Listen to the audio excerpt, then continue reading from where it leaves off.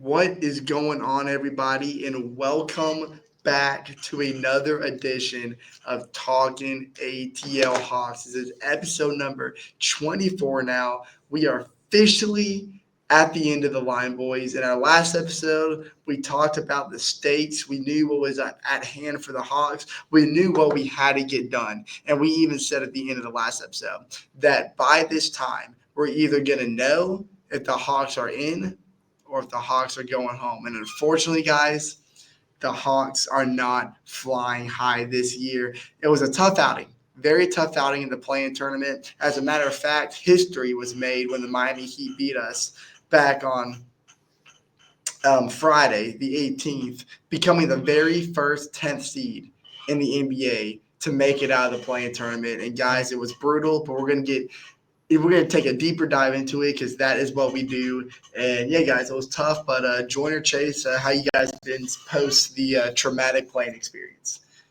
I mean, as y'all know, I'm not gonna talk about it on the podcast, but I've had a very rough weekend. But the Hawks not playing well certainly didn't help. But it is what it is. Life is life. Like Andrew said, it was very disappointing, but now we're in a position, we're going to get to it later, like we also mentioned, but we are now in a position where this is a very big offseason for the Atlanta Hawks, and we are in a position to make either big moves that are either going to make or break our future, but it all depends on what we do either now or later next season during the trade deadline, which we all have some predictions for that, but we're going to hop into that more. But of course, if you haven't been paying attention the last couple episodes, we always start off before getting into anything with a good old fashioned start, bench, cut. And Andrew has one that he's going to present to us, which he mentioned a couple of days ago that it's perfect fit for the NBA offseason. So I can't wait to hear what he got. So Andrew, take it away. Yeah, so basically when I wanted to do the start bench cut, I really wanted to look at where the Hawks are right now and relate to our current situation. What is something that the Hawks have to do to move forward, given our circumstances, given the grayish, blurryish future for Trae Young? We don't know what it looks like. Hawks are going GM shopping. We're going to get into that later. Well, no, actually, we already have an next GM. So, well, yes. Right now, he was given the yeah, you're right. He was given the position. Absolutely. No GM shopping. No GM shopping. Well, maybe you don't know what could come of this. We haven't seen him do a full. We haven't even dove. Yeah, we haven't even dove to the offseason. Yeah, we could go GM shopping. We could find new feet later on down the line. But what do the Hawks need to do? Your first mission being a new GM, you've got to find some relevant signings because that is something that Landry Fields did not do well. I didn't say didn't do. I said didn't do well. So let's go into the best Hawks offseason pickups throughout the history, and let's start, bench, and cut them. Now, when I was grabbing these players from the air, there's a few things that I had in mind. I'm not going for big name players because the Hawks have signed big name players like DeJounte Murray, who obviously did not pan out well. I'm looking for players that made a legitimate impact on the team and was considered a good offseason signing after seeing what they're able to do with the team. So starting off, one of the biggest ones, in my opinion, and you could call him a household name. I think you can consider this guy a household name. What? No. I didn't. Just something I thought of. Keep going. Oh, yeah. Sorry. But they call him Jamal Crossover, baby. Jamal Crawford, baby. The Hawks picked him up over the offseason in 2009, and he won the Sixth Man of the Year with us. So right off the bat, and he had some huge playoff shots. If you go look at Jamal Crawford's tenure with the Hawks, has one of the most prominent buzzer beaters in Hawks history when it comes to the playoffs, and in the regular season. He was just clutch, all-time clutch player, Sixth Man of the Year in 2009. Moving on, this is going to sound – I already know what y'all are going to say. Y'all are going to point fingers at me because I have a tendency to trash this man every opportunity that I get. Don't look. Jordan can't look, so you can't either. Dwight Howard. I've trashed this man at least 3 times throughout the podcast, but I cannot deny that in the current state of the Hawks at the time, Dwight Howard did make a significant impact in the way that he was able to grab rebounds. I mean, that in and of itself is the reason why the Hawks even made the playoffs with Dwight Howard on the team, because the rebounding numbers he had was legitimately insane, and he gave us such a big advantage. And he mastered the pick and roll. Him and Schroeder mastered the pick and roll. And that if there's anything that Dwight Howard was good for offensively, it was pick and roll offense. That was 2016, by the way. Moving along to 2020. Obviously, this guy's no longer with us, but he was a big, if not one of the biggest parts of that 2021 Eastern Conference Final I already runs. know who it is. Bogey Bogdanovic. Acquired him from the Sacramento Kings. Yep. Sacramento Kings. I had to remember what team he was on. And, man, I mean, I cannot tell you. 2020 through 2023 Bogey is something that I can genuinely say I am honored to be a part of in terms of my life. The fact that I was able to live through those 3 years of Bogey Bogdanovic makes me a very happy man. But those are your option, guys. Y'all guys go ahead and pick away. Yeah, you gotta say who's going first. I don't care. I'll let y'all dogfight for it. I do want to say, this is a very interesting list, and it's interesting in that they were all from different eras. They all. I'm gonna let y'all pick. I had my nose is not gonna let me move on with this episode unless I take care of it. All right. Well, your time's done. So this is what 5 times Andrew's got nothing left now. No, 4. This is 4. 4 times. Time number 4. Keeping counter, I do. But Jamal Crawford, Dwight Howard, Bogey Bogdanovic, they all played in different eras. They never played with each other, and they all had different impacts with the Atlanta Hawks. So when I'm making my list, I want to focus on somebody I want to focus on which one made the most impact in terms of when they were on the Hawks. Like, what period were they in, and how did they impact the team the most? And I guess with that being said, God, this is hard. I'm going to say number one, I'm going to start Jamal Crawford. Right. I'm going to start Jamal Crawford in terms of, like, during his stint with the Atlanta Hawks, we made the playoffs a couple times, and he was a big part of that, if not the biggest piece on the team that time. And, like, he's one of the most clutch players in NBA history, and a lot of his best clutch moments were with the Atlanta Hawks. Of course, they call him Killer Crossover for a reason. He had a nasty dribble package, 6th man of the year. He was crazy coming off the bench. And anywhere he was placed in the rotation, he made an instant impact. He was good at developing team chemistry, as in he could work with anybody. He learned their style of game, and he fit himself in any type of rotation. And he was huge in the playoffs when the Hawks made their playoff appearances during his time. So with that being said, I have Jamal Crawford number 1. No, not number 1. I don't know why I'm saying number 1. I'm starting Jamal Crawford. I'm going to bench Bogey Bogdanovic. And Bogdanovic, one of the best shooters that the Hawks have had here of late. And I'll go on to say one of the best shooters the Hawks have ever had. Kind of Kyle Korver-esque, as in he was a great catch and shooter, a great spot-up shooter. And the main reason I'm benching him and start putting him over Dwight Howard was because 2021 was one of the best playoff runs the Hawks has had, honestly, in their franchise, because there's not many to choose from, as in Eastern Conference Finals run. And I stand by the statement. If Trae Young never got injured in that series against Milwaukee Bucks, I think we beat Milwaukee, because we took them to 6 games even with an injured Trae Young, a huge Game 4 victory without Trae Young. And I think if we would have made the NBA Finals, I think we beat the Phoenix Suns. I personally do. I think we are 2021 NBA champs if Trae Young never get injured, and I stand by that statement. But a big part of the reason we were in that position was what Bogey Bogdanovic was able to contribute to the team. And I will never forget Bogey's series against the 76ers, one of the best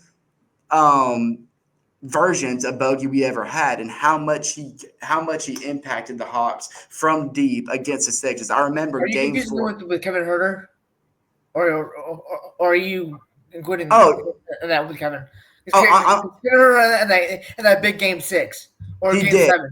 He did, The game I'm thinking of specifically was Game 4 when the Hawks made that huge fourth quarter comeback against Okay, the you're right. 76ers. You're right. My And bad. Bogey was a big part of that. But yeah, Kevin Herter too. Like to your Yeah. point, Kevin Herter was That was the best version Kevin Herter's ever going to be. yes, absolutely. So Game Kevin seven, Kevin. Game and seven, look, Kevin. it's just Red Velvet. it's reminiscing how great the Hawks were beyond the arc that year. Kevin Herter, Trey Young, Bogey Bogdanovich were just three lethal shooters that sometimes shared the court. Not a lot because Bogey and Herter actually. I don't. Yeah, I don't know. That's besides the point. Anyways, that's why I'm benching Boogie.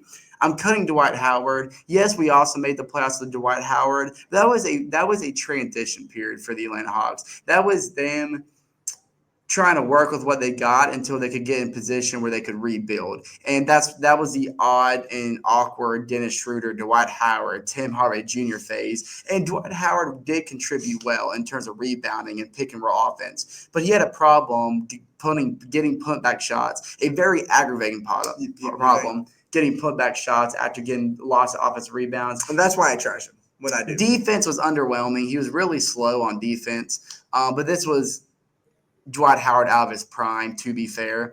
And the playoff runs that we did have with Dwight Howard weren't very impactful. Never made it out of the first round. Not as impactful as Jamal Crawford and Bogey Bogdanovich, and that's why my list is as it is. But Joyner, what do you have? Okay, so I'm gonna disagree with you. I'm gonna. I like it. I'm gonna. At least. I think across the board. I'm disagreeing with you. I'm gonna start Dwight Howard. Now. Hold on. Okay. Do you know? Shorter. Do you have something you need to tell us? Let's hear it. Do you know? Do you know what our center depth was on that team? On our 2016-2017 center depth consisted of Dwight Howard, Mike Muscala, and the very legendary Eddie Tavares. Oh my gosh, what a throwback name! So, I mean, like just that star power name, I think, is what we need at that center depth. Because, like, besides that, our center depth was no big men. Well, it's a big pickup considering we lost Al Horford 2 years prior to that, and that was a huge step up from what we had before. Because there was a year when Mike Muscala was our main guy, and that was ugly. That was really bad. Yeah, so that's we all fell in love with man bun. Yeah, so I mean, I know that me starting Dwight Howard seems kind of crazy, but after seeing this center depth that we had, I don't think y'all can blame me one bit because we didn't have jack squat at center besides Dwight Howard. But what did Dwight Howard really bring to the table though? He rebounding, shot blocking. But I would argue that scoring, even for a big man, scoring is much more value than rebounding. No. Big men are supposed to what's the word for it? They're supposed to Let me ask you this. They're supposed to perfect the rebounding art. And Dwight Howard, Hawks were a great rebounding team in 2016, 2017, solely because of Dwight Howard. That would not have been the case without him. Let me ask you rebounding is obviously a massive part of the game, especially offensive rebounding. The second chance points the Hawks got were insane. Let me ask you this. Take away DeMarcus Cousins' scoring ability. Does anyone even care about him? People don't care about him now. Well, I'm talking about DeMarcus Cousins when he was relevant.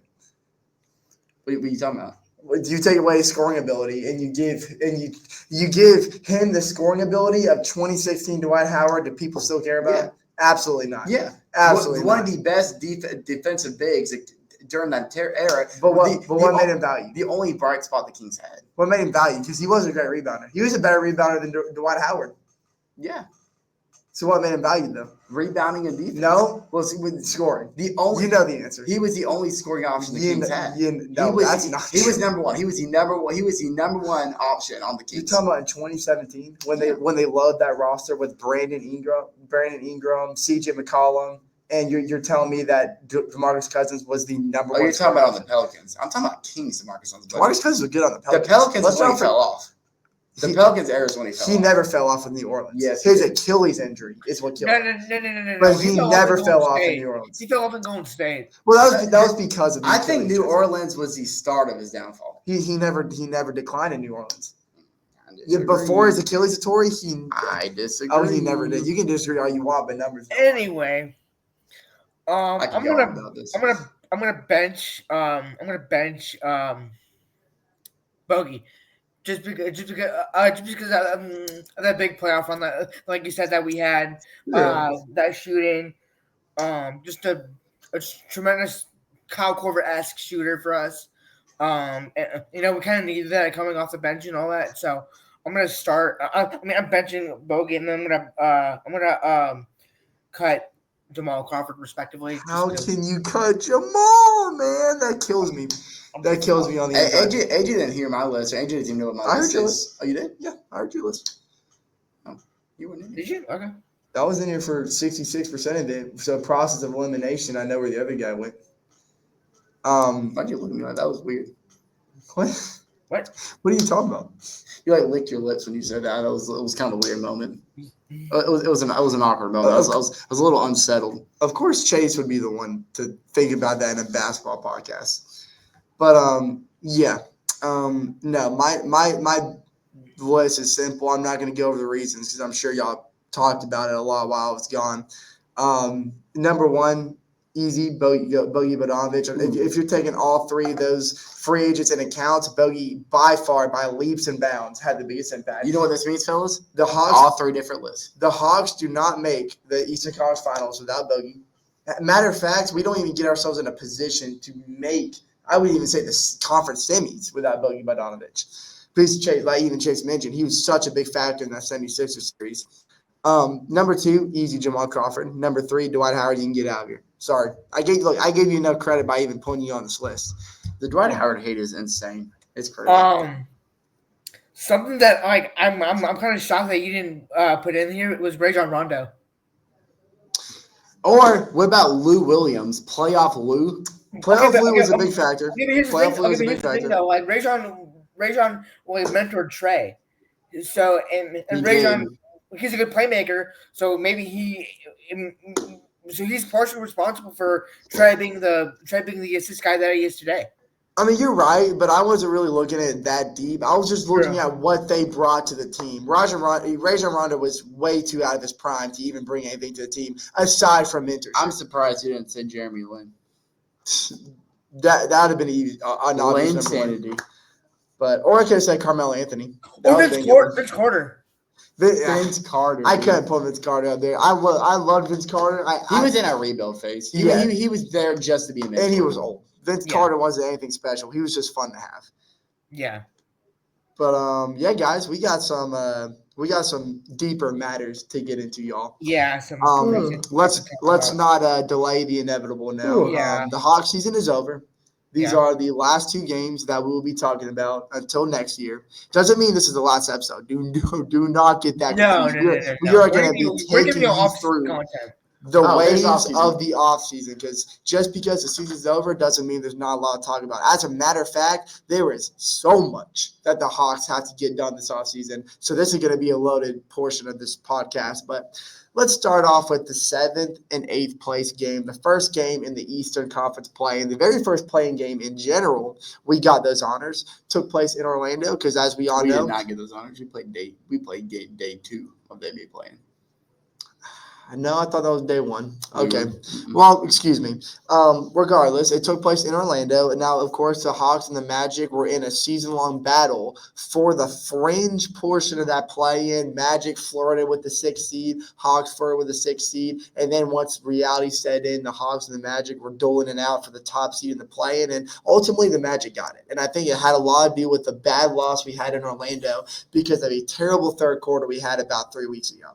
So we had a rematch. Our eyes set on Tuesday. This happened Tuesday, the 15th of April, and it was in Orlando. And let me tell you, when this game started off, and the thing that brought me pure joy when this game first started was seeing Zachary, the rookie, making his playoff debut, score an early basket for the Hawks on a transition dunk. That, to me, was a very prominent moment of what I thought was going to be another Zachary legendary performance.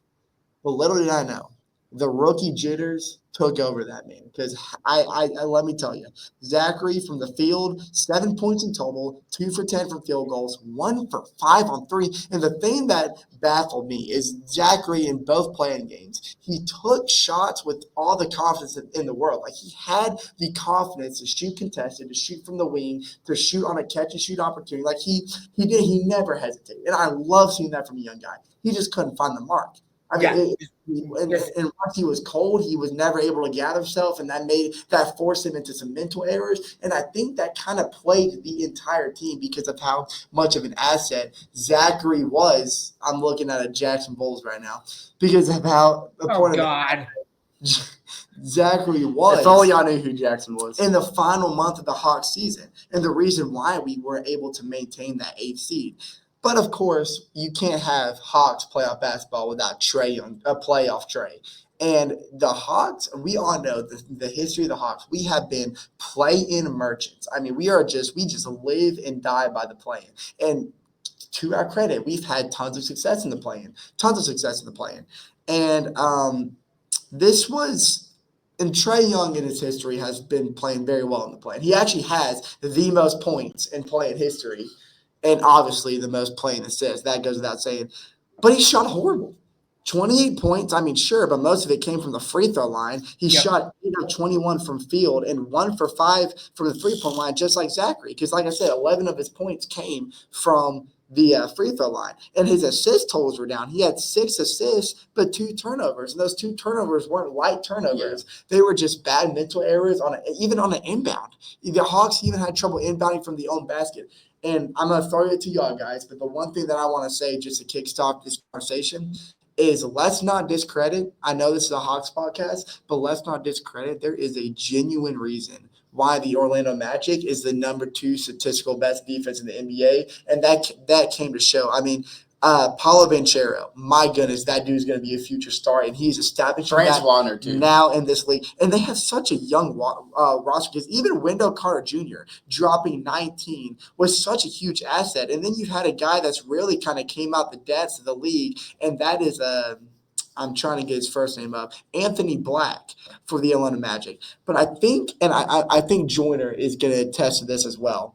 Cole Anthony. We all know Cole Anthony does not ever become relevant unless he's playing the Atlanta Hawks. And 26 points off the bench with a total of 4 3-pointers. And some of these 3-pointers were just high contested 3-pointers from the top of the key on transitions. I mean, you talk about confidence. Down the stretch late in that third quarter when the Magic really started to pull away, after the Hawks just came back down by 22 to make it a 3-point game, and then Cole Anthony hit that spark, that's when the game lost. It wasn't because of Pablo Banchero. It wasn't because of Franz Wagner. It wasn't because of Wendell Carter Jr. or Caldwell Pope. It was because of freaking Cole Anthony. I mean, he was playing like the draft pick. It was both Cole Anthony and it was both Cole Anthony and Anthony Black. It was both. It was. Anthony Black did have a good game. The bench outplayed because Black didn't miss a 3-point shot. He was 3. But Chase, please, you brought up a good point already, and I really want you to dive into that. I think Jordan was just one of y'all, so I don't take the whole conversation. One of y'all, please talk about the difference in bench because I think that is a key factor that royally screwed the Hawks throughout both playing games. Jordan, yeah, I think you're against that point. So Jordan, I'm gonna let you take that away. Yeah, so speaking of the benches, I mean we thought that our bench got significantly better at the trade deadline. Acquiring George Niang, Karis LeVert, who Karis LeVert pretty much averages 25 points off the bench for us. Right. Terrence Mann averages around maybe 15, 16 points. Those two, you would think that they would have a great game for us. Absolutely not. Karis LeVert shot 3 for 11, 0 for 2 from 3. Was finished with 7 points. Terrence Mann didn't make a single shot from the field, but finished with 2 points. I can assume that's all free throws. But Gorgeous Dang was pretty much our only bench guy that did anything. Shooting 5 for 11, 1 for 4 from three, finishing with 15 points. I mean, yeah, just it's just a bench. Like Atlanta's bench played significantly better than ours did. Plus they played. Plus they played their bench deeper than us too. Which I mean, like, which you mean like, which mean like because of our injuries, like they Yeah. we couldn't do that. Like injuries throughout our season didn't help our season whatsoever. Absolutely not. Chase, this is how I'm going to throw to you, Chase, and because I know this relates to you a lot because you brought it up before in the podcast, and I think it's a valid point that you're probably going to talk about here in a minute. What when you think about playoff teams making playoff runs, and just thinking about recent history, Yep. what is one team that you can think of right now that their playoff runs for the last few playoff series that they've had haven't played because of horrible bench performances?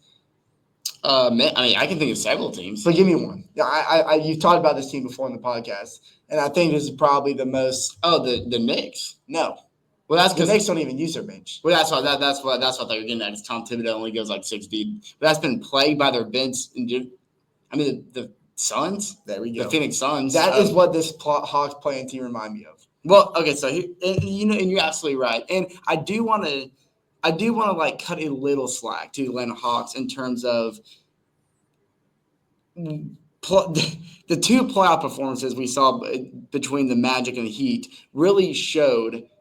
I mean, we saw it in the regular season too, but especially these two games really showed how much Jalen Johnson and Clint Capella meant to this team. Larry Nance, don't throw his name away. Well, the only reason I'm talking about Jalen Johnson and Clint Capella specifically is I'm talking about more on the defensive end. Oh, now, sure. Now, the when we played the Magic that final time in Orlando before the playoffs, what ultimately lost us a game was how incredibly weak our inside defense was, and I think that's ultimately the same thing that happened. The playing game against Orlando, we were killed on the inside, but we had to go through a little different strategy here. And I would go on YouTube and pull up some clips for y'all to show you what I mean. But we got a copyright strike last time we did that, so I'm gonna say screw you, NBA. I'm gonna say screw you, NBA. I'm doing my own video. If you want to follow me to this little whiteboard right here, and you want to let the you might be cooking here. You might be cooking here. Do you want to let the camera up for me, Andrew? Oh, don't fail me. Don't fail me, Marker. Come on, Expo. This is awkward. Dude, class is in session. Class is in session, y'all. Can I take that off for me? Sure. Let's do this. Oh, you're joking. Guys, this might be a failed attempt. Both markers they gave me absolutely suck. Have you tried shaking it? Oh, brother, this is awkward. This is on camera, guys. I'm fumbling. This is all improv now. Well, I'm gonna give this marker one more time, and if it doesn't work, then this is a abort mission, abort ship. This is Talkin ATL Hawks Unhinged. Yeah. We have no cuts in this podcast. Okay. No. You know what? Can y'all see that? They can't even see that. Barely. Okay. Screw this idea. It's not gonna work. I tried. I gave it an honest effort. Well, you know what? I guess I'll just talk about it. The strat the Hawks went here, and when of course we all watched this game together, and we point this out as it was happening. We started, of course, Muhammad Gay and Aneke Okongwu, which we did towards the end of the regular season, especially after Clint Capella got injured. Of course, Zachary Ricochet was in the lineup too. He's a tall presence himself. However, I lost my train of thought. However, what the Hawks had to do to strategize, because the Orlando Magic starting lineup is relatively small, but with Pablo Banchero and I would have gone small. well, Pablo Banchero, Francois, and Whittle Jr. They like to play small ball-esque offense in terms of they love scoring inside, especially Pablo Banchero, and he gets inside mainly with his speed. So what Quinn Snyder tried to do here was use Muhammad Gay to guard Pablo Banchero up atop the perimeter. And while Andrew kind of pointed out he didn't like that idea, I was honestly in favor for it because I saw the vision. It was a mismatch every single time. Well, listen, Exactly, but they used Mo Gay to guard Paul Banchero beyond the perimeter. It's for his height purposes. His height and length would prevent him from taking outside shots, which he killed us on every time we played the Magic. And of course, the mismatch. He's going to use that mismatch to drive in. That's when Okongwu was supposed to step in behind him and help play that backup defense. And Okongwu did that quite poorly. Or I don't know if it was just failed communication or if it was necessarily naked Okongwu, but the plan did not work. I'll tell you the support defense wasn't there, and it led to Panchero doing anything he wanted to paint. Cole Anthony getting tons of and ones because Okongwu or Zachary would get there late and they would foul the shooter. Or even Wendell Carter. I mean, and it created a lot of and ones. Franz Wagner too. But Muhammad Gay was a decoy at the wing. So when you get by Okongwu and you draw Okongwu out, you don't have anybody to guard a cutting Wendell Carter Jr. You don't have anybody to guard a cutting Joseph. Which is why the plan failed. But you can't play zone defense and point near center. We were playing zone defense. Well, we were playing zone defense. But my main problem that I saw was Okongwu got there late. Okongwu was getting to the shooter very late when they drove in. I think he was just very hesitant of what was going on behind him because of the lack of support that he had. No, behind him, he was in the. No, what I'm talking about is when Pablo, for example, would drive past Muhammad Gay to try to get inside. Okongwu was supposed to be there to prevent that. Mo Gay was there for the outside perimeter purposes. Okongwu was supposed to defend the inside, and Okongwu got there late. So did Zachary when he was there, when he was supposed to play support defense. And that just completely failed, and it turned into an inside fiasco, worse than when we played the Magic before the play. But unfortunately, I give Quinn Snyder this kind of slack because what else was he supposed to do? Anything else? I don't know much else he could have done. I know he did try to switch Dyson Daniels on Paulo Banchero, but that didn't do any favors. Jordan, I want to ask you this. Jordan. Yeah. Do you think because we were watching the game together, and this is something that we also all pointed out that I think was just flat out ridiculous for this kind of the way the Hawks were playing in the month of March and the month of April. Why in the world could we not finish at the rim? You had Karis LeVert, who dropped 31 just 2 weeks ago, can't finish at the rim. Dyson Daniels. Trae Young couldn't finish at the rim. Dyson Daniels, who just got his inside game figured out, could not finish at the rim. Congo even missed a couple inside shots that were very questionable. We were just short. But, Jordan, what do you think the result of that is? I mean, finishing at the rim, especially a layup or dunk, that's the easiest shot in the game. Like, if you can't make that, then you're not gonna win. So I mean, I think that could purely be the reason why we lost that game is because we couldn't make those easy shots. Yeah, let's talk about the obvious though, right? I mean, let's talk about what initially made Joyner walk out of the room because good reason. This game was out of hand. In the fourth quarter, this game was out of hand. You look at the box score or you look at the game cast. We lost the fourth quarter 41-22. This was a game when we were already down by 15 plus going to the fourth quarter. Tensions were high. Emotions were high, especially for Trae Young, who knew he did not play his part the best way he could have. Given all the other struggles that we had. And he made a floater. It was an easy floater in garbage time, 4 minutes into the game. It was a Chris Paul cuts the lead down to 43 kind of moment. It was a meg. He megged them fitter too. Yeah, that's what was funny about it. He met Wendell Carter going into the floater, made it. It was one of the cleanest plays all night. But, of course, garbage time, nobody's going to give it the attention it deserves. Why would they? And Trae Young kind of understood the situation, understood the narrative, threw a high forcing fastball at the referee when giving him the ball back.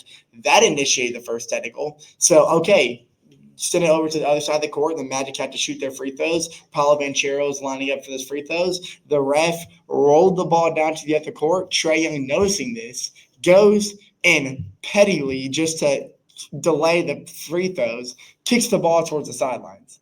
He just kicks the ball to the sidelines to disrupt the ball going to the other ref. And then Trey's like, I'll go get it.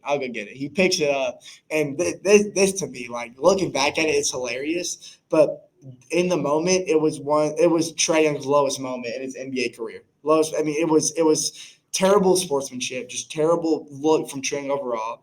He went to go get the ball to the ref and then just kind of did like a quick little drill, like away from, like fake the ref out and try to give him the ball. And then, of course, that initiates a second tee because it it's a mockery of the game. It was a delay of game, and he just bounced the ball back to the ref and then stormed to the locker room. The game, it didn't matter anymore at that point. But to me, being a 7-year vet and the leader of this team, that it's a disgusting look. As a Trae Young fan, I can't stand up for that. My main problem was I've never seen Trae Young let an atmosphere or a player get in his head as much as I did. The Magic fans, you could tell the Magic fans got in his head, and Cole Anthony. Cole Anthony was talking crap to Trae Young all night. I think eventually just kind of got under his skin, and that's something you don't really see. It's usually the other way around. It's usually Trae Young getting under everybody else's skin. That's what you hope for. And I think Trae Young was just frustrated because he knew that was not the level of competition the Hawks were capable of composing against the Magic. This was supposed to be a tight game. Magic were only a 5.5-point favorite heading into this game, and I think it was also a mixture of how horrible the refereeing. Now, I'm not out here saying that's why we lost by any means, but on both sides, for the Magic and the Hawks, there were a lot of missed and terrible calls that shifted momentum at times. I think Trae was also very frustrated at that. He had throughout the entire night, especially at the end of the first half, he had a lot of work for the refereeing crew, and that was kind of his middle finger to the refs. But at garbage time, but Trae Young, it was a bad example, especially knowing you have a game left under your belt. That was not the end all be all. It's just a bad look, because heading into that Miami Heat game, it kind of made people think Trae wasn't in the right mindset in a win-all situation. He later proved that to be wrong. But in that type of moment, as a leader of a team, you had to establish leadership, and that's not what happened. Speaking of Trae, now this might be a little bit off topic, but I just got an Instagram notification, and it was a Trae Young post. He posted ATL heart emoji. 7 years down and last, I won't be in the postseason. But what? And say we. It says ATL 7 years down and last, I won't be in the postseason. 7 years down and last. It says I, not we. I. 7 years down and last, I won't be in the postseason. It says I. It says I. Go to the comments. Hey, go to the comments real quick. The comments are. So the Hawks commented, all love ice with a heart emoji. Yeah. Please. But okay, but you're not seeing what I'm saying. He says 7 years and last, I won't be in the postseason. I. Then say we. He says I. I think he's alluding to leading, to asking for a trade and leading. I don't know. I don't want to get into hypotheticals. This is stressful, man. I just saw that and I thought I'd bring it up. That's interesting. That's interesting for sure. But it doesn't seem like that he's foreshadowing a move. And the eye could be taken into many accounts. Maybe Trae Young's accounting that he didn't do enough to get his team in the postseason, and he's making a proclamation that this is going to be the last time that he doesn't make the playoffs because he's going to better himself. I mean, it could go totally two different ways. I hope you're right. I don't want to think about it too much, but let's get into the subject matter. I didn't mean to bring that. I just saw it. I'm glad you did. I'm glad you did. It caught my eye because to me it seems like he's being selfish and running out of Atlanta, which I don't blame him. I hope you don't blame him. How can you blame out of Atlanta? But yeah. He doesn't want to go through another rebuild. He's at the point of his career where he wants to compete now, and who wouldn't be? This is another reason why Landry Fields got fired, because this is just a narrative that he's been unable to write, and that's giving Trae Young the proper help around him. He's tried, but he's gone at the wrong approach. And to be quite frank with you, the move to get Dyson Daniels, Gorgeous Niang, and Terrence Mann is the best thing he's ever done to Trae Young, but it was too little too late. Too little, too late to get out of this situation. Well, I say the best thing he's ever done. The 2021 team is easily the best thing that's ever happened to Trae, but I'm talking about past all that. But Jordan, Friday the 18th, it was the battle for the 8 seed game, the battle to see who takes on the Cleveland Cavaliers in the first round of the playoffs.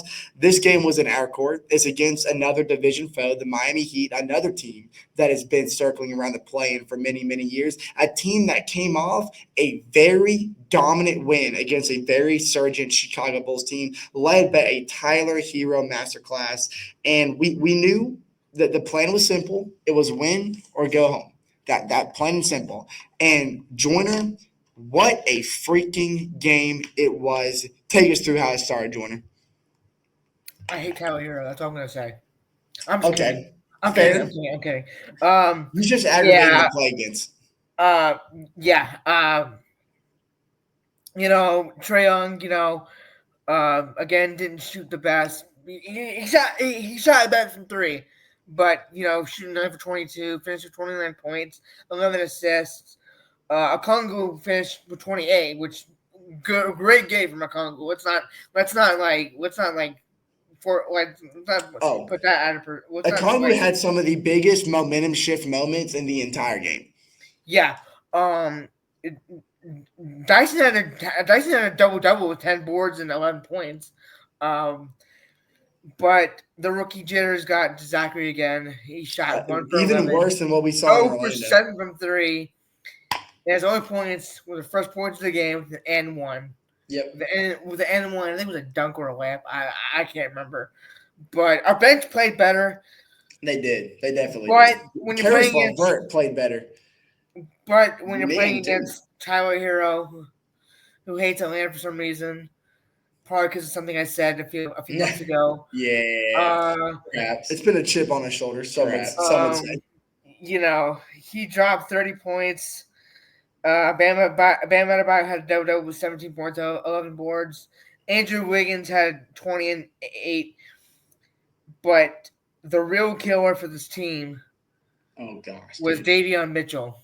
Especially in overtime, dude. And yes. Okay, so if those who didn't watch this game, we took lucky you.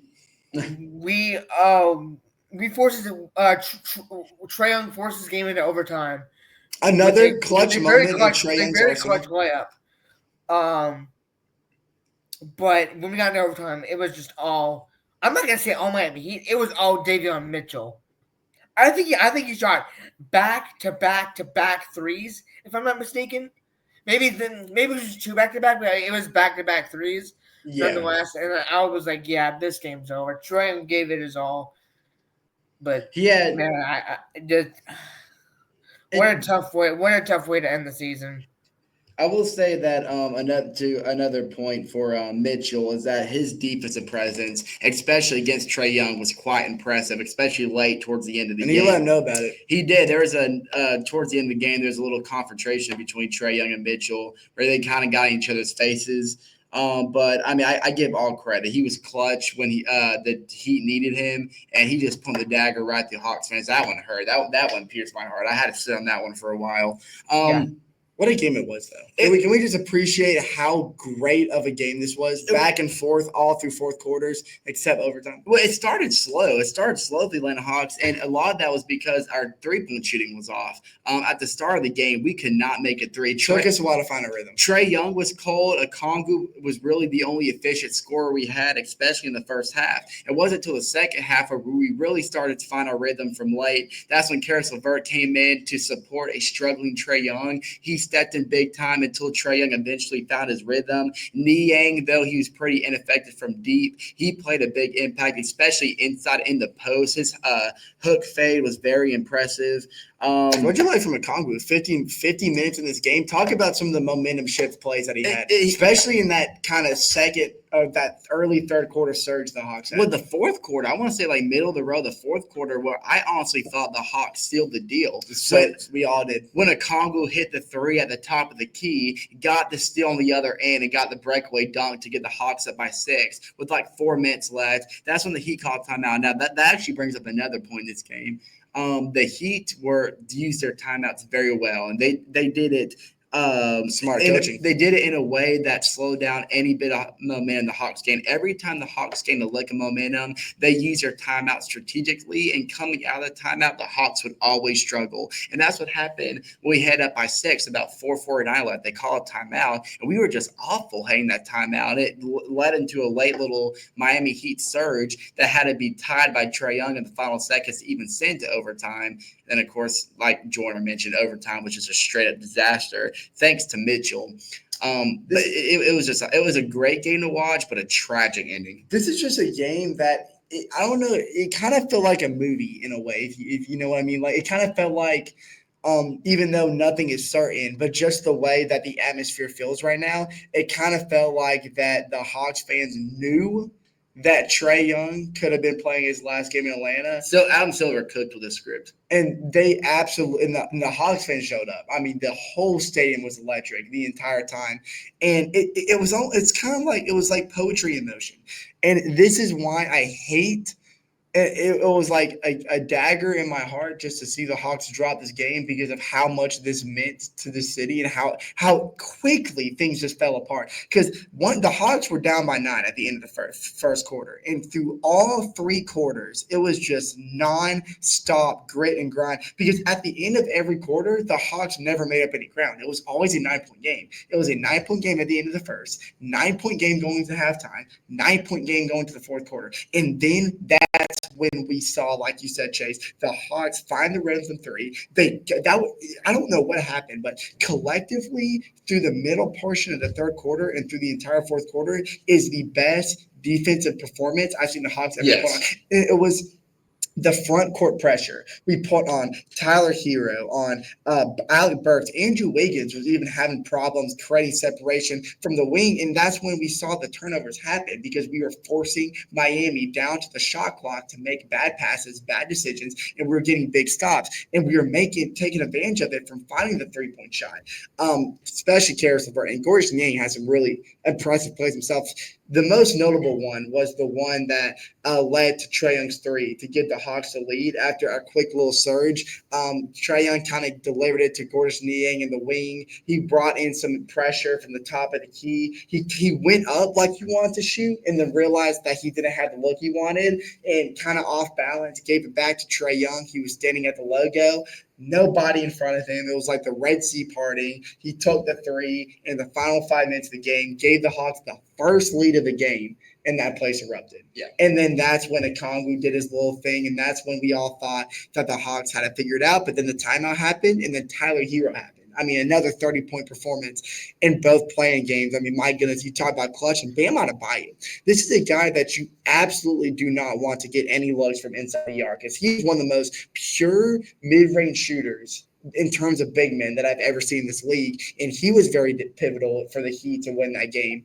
And it just all fell apart so quickly. And the final play that led to Trae Young sitting into overtime, dishing it out to behind half court to give Trae the momentum to move past the top of the key defender and get into the paint. And I even told That's how most of Trae Young's game winners go. But I even told Chase that this is what I want to happen.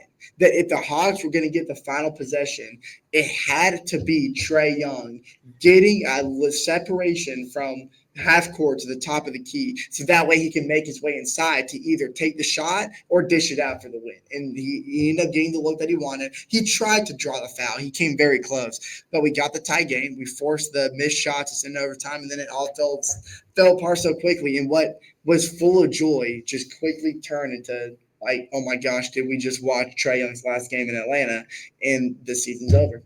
Just like that.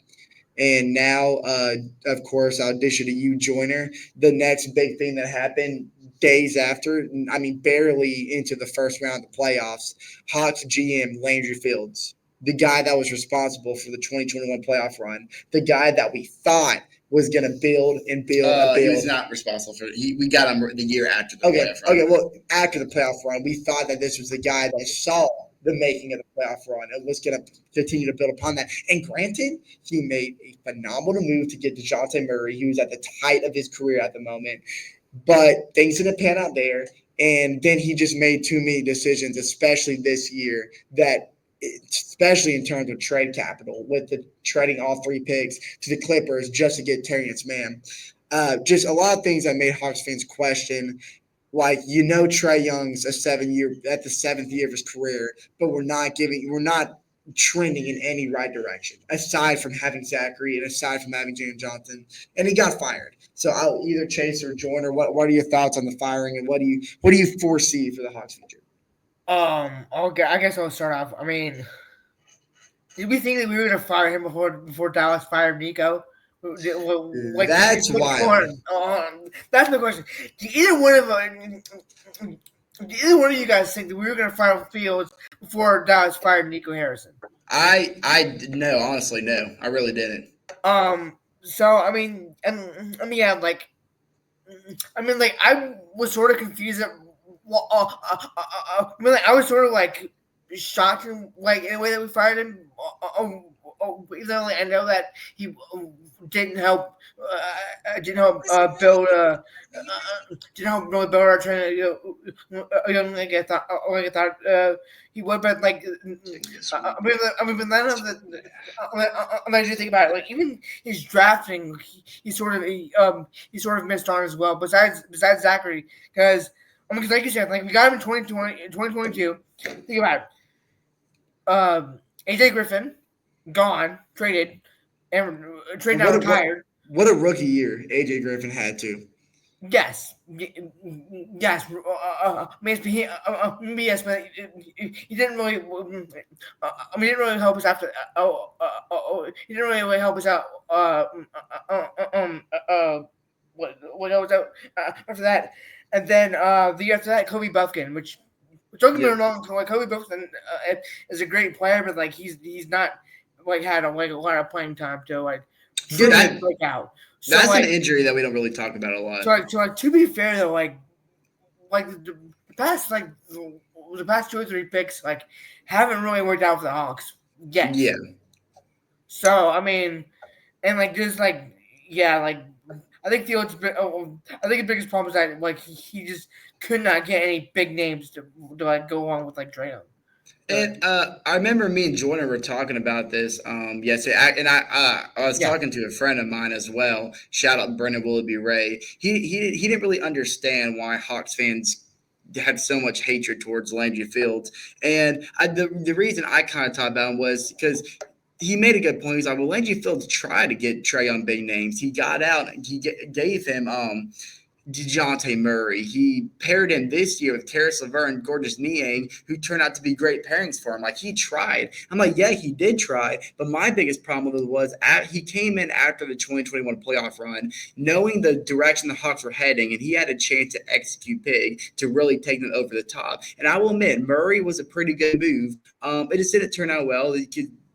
Ultimately, Trae Young and Murray couldn't figure out how to run that chemistry together, and it was a little bit of a disaster, to be honest. And then he pivoted. Well, the Dallas Spurs have our pick this year from that trade. Yeah, exactly. And we sucked this year, and when we gave up on him, and we traded him. So I mean, like we did. The Spurs won that trade. And I will say that he pivoted well. He made the right decision this past offseason, getting rid of Murray instead of Trae Young and getting Dyson Daniels in return, who turned out to be a historic defensive season in terms of steals. So in that sense, Landry Fields was moving well. My problem was that, you have a young core in Jalen Johnson, Zachary Richardson. Getting rid of DeAndre Hunter was maybe a little questionable, especially since you gave away all the picks that you got, he was having for him. The best year of his career. Yep. Aneke Kongwu, too, who's ready to step in the starting role. So you have the core there who can continue to build to be a playoff-heavy team. Well, Landry Fields failed to realize that you have no draft capital. And without draft capital, you can't push this young core forward. Look at the Thunder and the Rockets, for example. They are where they are now because of draft capital, and they're not done. They have a young core that's continuing to grow because they have future moves in place to help support what they already have now.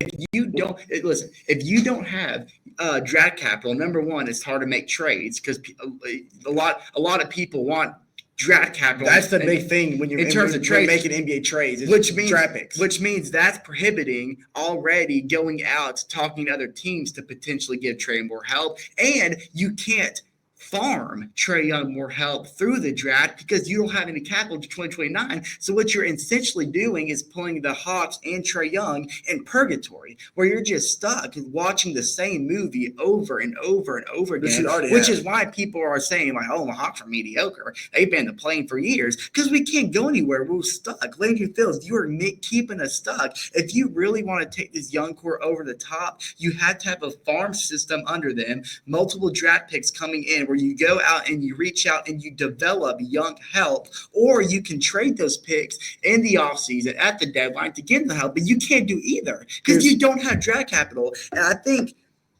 what the Hawks have represented in terms of being mediocre for years is a prime example of why draft capital is big. If you don't have draft capital, wherever you are now, you're going to be stuck there for years and years and years. And it's like that SpongeBob reference where, like, Mr. Krabs is calling Plankton. He's like, in the next day, in the next day, in the next day. It's like in the next year, in the next year, in the next year, Landry Fields. When are you going to understand? In the next year, it's going to be the same movie, which is why – okay. With Landry, listen, you had the floor for a while, but you had the floor for a while, and I was patient. With Landry Fields out of place, the guy in place, Salah, is how you pronounce his name?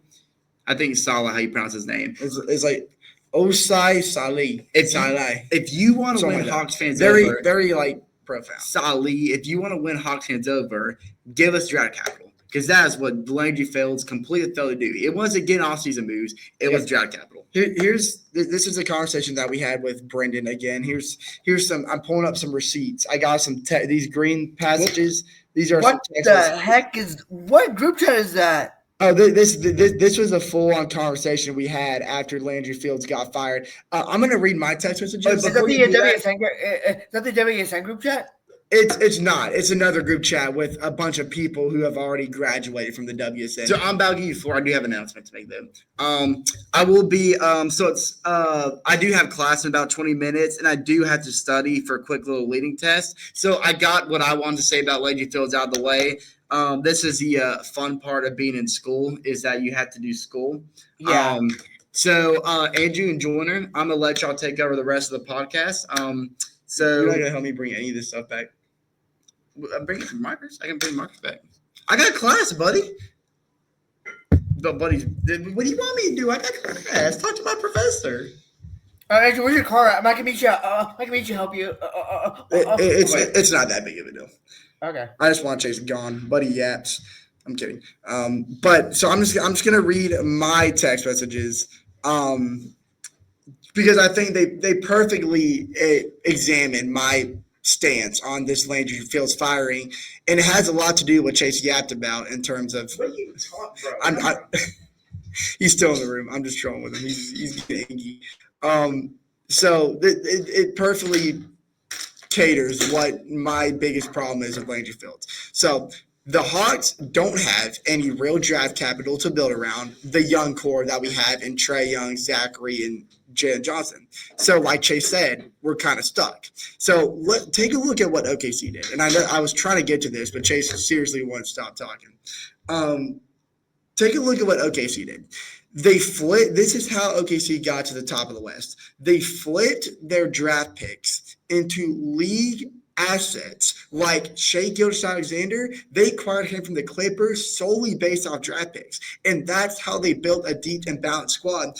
And that's how you had to kind of get to the top of your conference in today's NBA. The Hawks have talent, but we have no real flexibility to pivot or to add real pieces without any of our draft ammo. And then I kind of went on to say that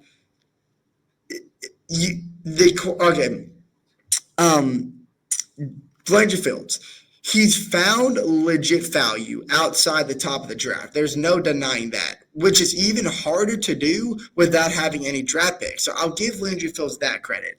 But the problem is that DeJounte Murray killed our flexibility and tied our future in a win now mode that obviously didn't pan out.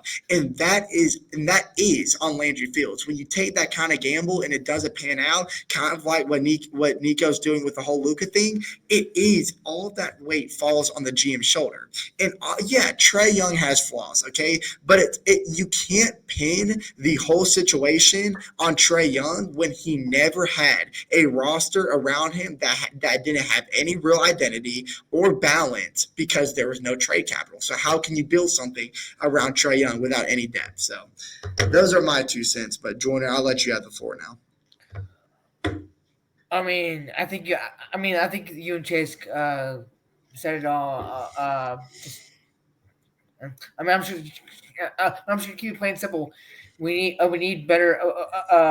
We need guys ranging now to help us out, and we still do have two draft picks. Just it just isn't ours. We have the Kings lottery pick, I believe, and I believe we have the Lakers pick, which We're gonna we're gonna land with like a top 15 pick this year. This year will be an exception, but we're not gonna have a second round pick. That's the biggest problem. Is this is gonna be a one pick kind of draft, and it's gonna be slim pickings once it gets to us again. But Joyner, it's not all sour notes. We did have a couple of good things to come out of this situation, including again throwing it back to Landry Fields, including the acquisitions that he did get this year. Dyson Daniels, excuse me, is a finalist for defensive player and most improved player of the year. And Zachary Richardson, our rookie, is a finalist for rookie of the year. John, give me your thoughts based on who they're matched up against and which of those players have a legitimate chance at winning those awards. So I believe it was last Thursday. Or last Thursday. It was one of those days. I saw a thing that JJ Redick said about the most improved player of the year award. Did you see what he said? He said I remember you telling us. He said that that award should be renamed the I think it was like lottery pick.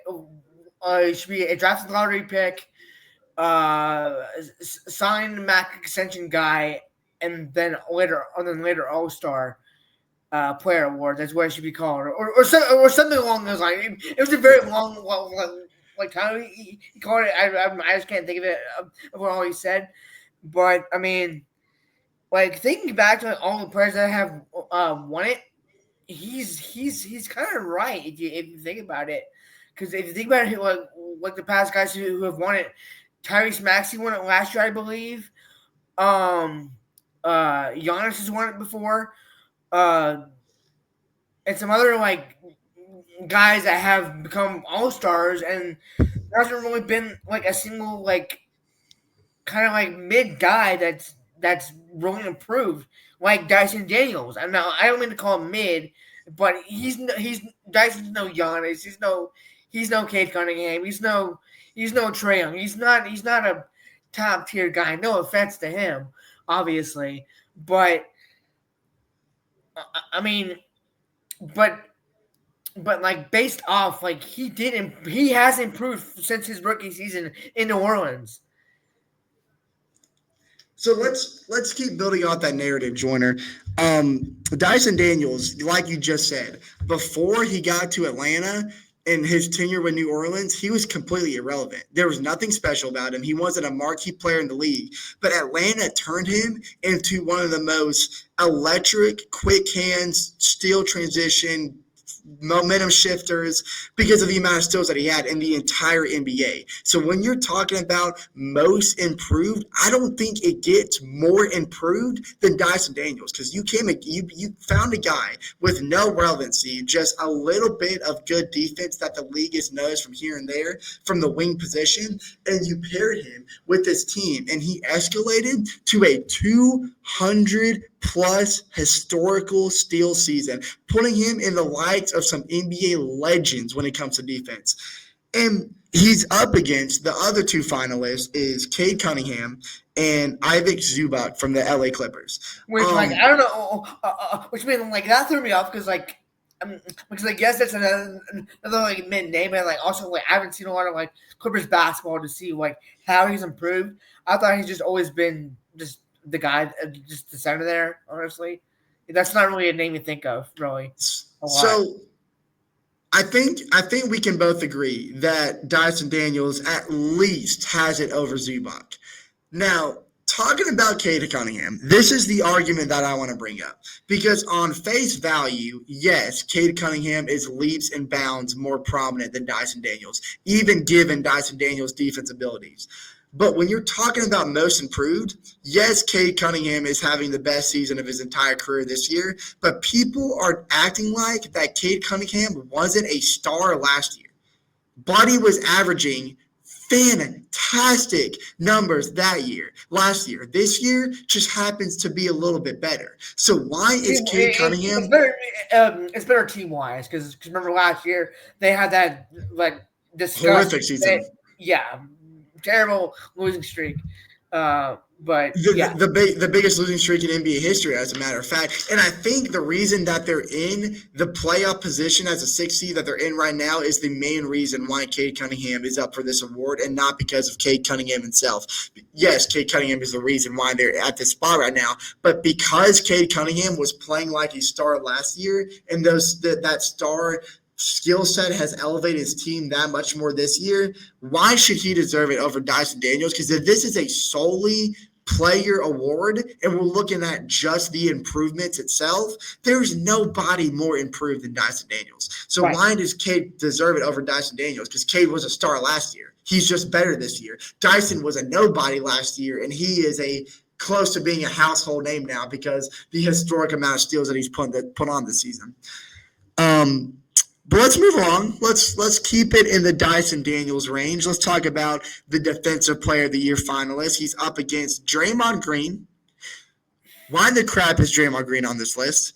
And Evan Mobley. I completely get Evan Mobley, but why the crap is Draymond on this list? Yeah, I don't know. I mean, I do listen to Draymond's podcast, and I did listen to his reason as to why he's listed in that conversation. But yeah, no, averaging 3 steals a game, like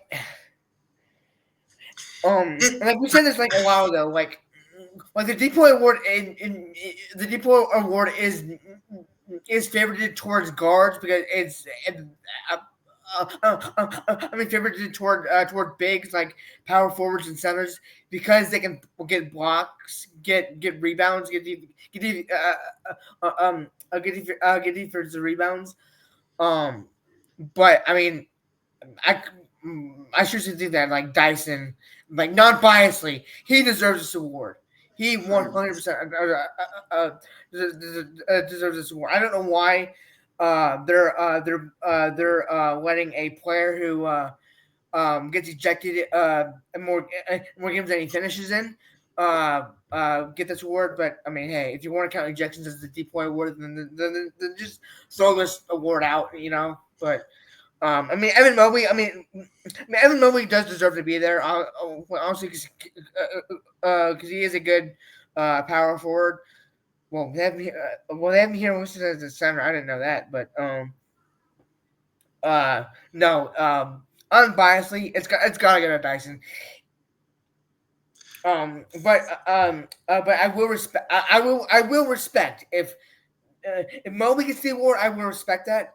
But if Draymond gets it, then that's just a total waste of the award. But yeah, Draymond has to be just a filler spot because there's no way that Draymond Green is in the ranks of Evan Mobley and Dyson Daniels this year. Obviously, throughout his career, Draymond is one of the best defensive players the NBA has ever seen, but he's dwindling now. It's time to let that go. Chase says, "Sorry, I had to leave early, fellas." Yeah, I mean it's fine. But yeah, we'll wrap this episode up. I know we're a little bit over time. I just want to throw these numbers out here. 229 steals. 229 steals. You look me in the eye and tell me that guy does not automatically have Defensive Player of the Year locked up.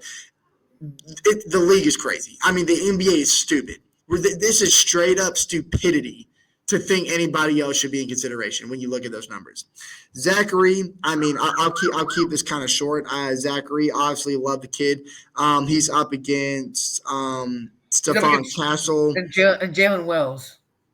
He's got it over Jalen Wells. I'm not worried about Jalen Wells. If to put my non-bias mask on, Stephon Castle led the NBA rookies in pretty much every offensive statistic. I mean, Zachary had the most 30-point games out of any rookie, and I think he had maybe close to the most point total. I think Stephon Castle even had that Zachary Richey from the start of February all the way on was by far the best rookie. But Yeah. in terms of the entire NBA season, I think Stephon Castle deserves that award. Just Yeah. being non-biased and being Yeah, upfront. no, yeah, Castle was by far the best rookie. yeah. But yeah, I mean, hopefully we can at least get at least one of the 3 awards that we have guys nominated for. I am hoping it's Depoy. He But should get both. He should get both Defensive Player of the Year and Most Improved Player of the Year, to be honest with you. But yeah, he's but that's probably 2K my career stuff if he does get both though. That's 2K my career stuff. If you it's gonna yeah, well, if you play 2K my career, then you know what I'm talking about. Like, but yeah. I'm willing to put the house down on the fact that Dyson Daniels is going to win Defensive Player of the Year, and Cade Cunningham is going to win most. They're not, even though Dyson Daniels technically deserves the most improved over Cade Cunningham, they're not going to give Dyson 2 awards, and they're going to give it to Cade Cunningham because of the turnaround the Pistons had, and Stephon Castle is going to win Rookie of the Year. Those are my predictions right there. So I think the Hawks are going to go 1 for 3 in terms of award, which is fine. Which is fine. Yeah, it's fine. It's fine. But technically we should go 2 and 3. But yeah. Jordan, do you have any closing remarks? No, just been a rough season, injuries. Again, some would say some bull crap trades. Yeah. We're praying. Life of a Hawks fan. Yeah, life of a Atlanta fan to be fair. Although I gotta say the Braves are on a hot streak now. I gotta say Did I you had to put my Braves hear jersey about on today. Strider? Did you hear about Strider? Yeah, he was supposed to start today, and he's back on the 15-day NIL because of a strained hamstring. I was on my phone yesterday during Wolves Talk, and I ran into Steven, and I said, "Hey, Steven, I know you're a big Braves fan. Did you see about Strider?" He said, "Yeah." And he did the. I'm not gonna do it. He made an obscene gesture toward himself. I'm not gonna do it on the podcast because I don't want us to get copyright or get a strike. Yeah. But yeah, it's a tough season. Hopefully we can make a splash make a Trae Young splash in the offseason. But you know what? If not, then hopefully our guys that we have can make a big jump and improve in the offseason, and hopefully we can run this team back fully healthy. That's our biggest issue, honestly, because we had three or 4 major injuries that killed us.